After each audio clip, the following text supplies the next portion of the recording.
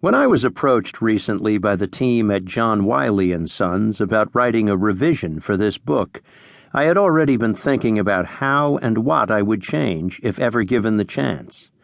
Now that I have the opportunity, let me fill you in on what you can expect to see in this version. Before I tell you what has changed, I just want to say thanks to my friends and colleagues for giving me their insight on what they'd like to see be different if I ever revised the book.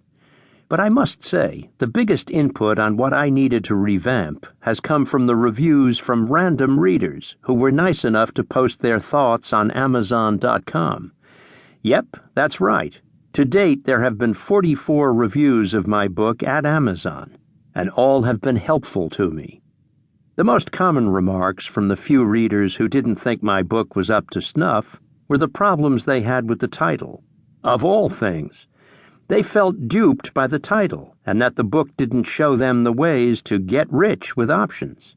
I've put every bit of my knowledge and experience into this book to show ordinary people how to use options the way that has brought me success over the last 17 years. You can definitely get rich trading options, but you must do it correctly.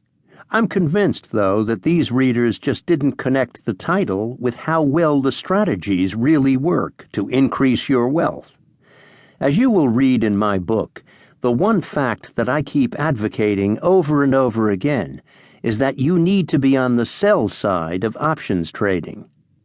I think some of the naysayer reviewers of my book didn't really understand the concept of selling options as a means of immediate income generation through safer speculation and hedging techniques. Or they didn't really understand how to do it. Or maybe they got burned in the past by selling options incorrectly. My goal was to show you how to trade options the proper way with the 4 strategies, and a bonus 5th one at the end of the book, that I've used continuously over the years. All the money that you can bring into your account by selling options can add up to incredible sums over time. Just think about what you'd be leaving on the table if you never sold options in the first place. You'd be leaving lots of money for someone else to pick up.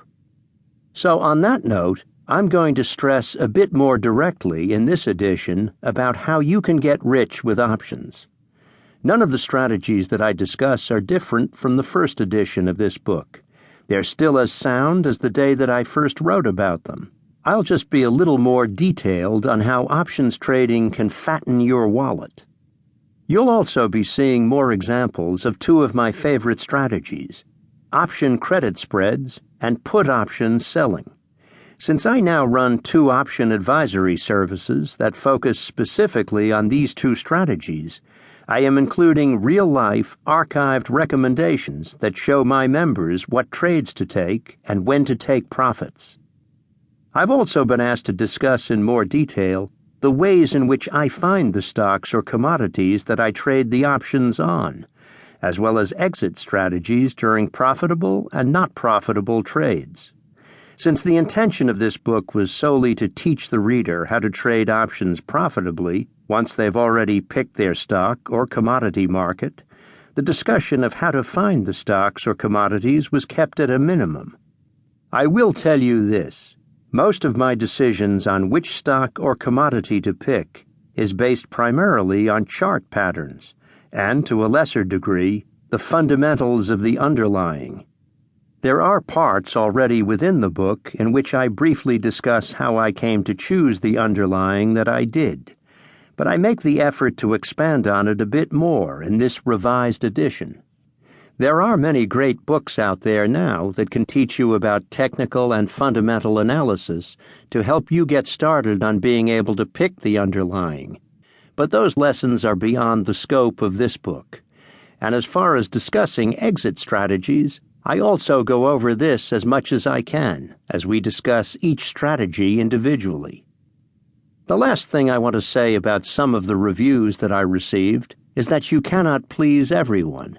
Someone will always find fault in whatever you do, and this applies to life in general, not just my book.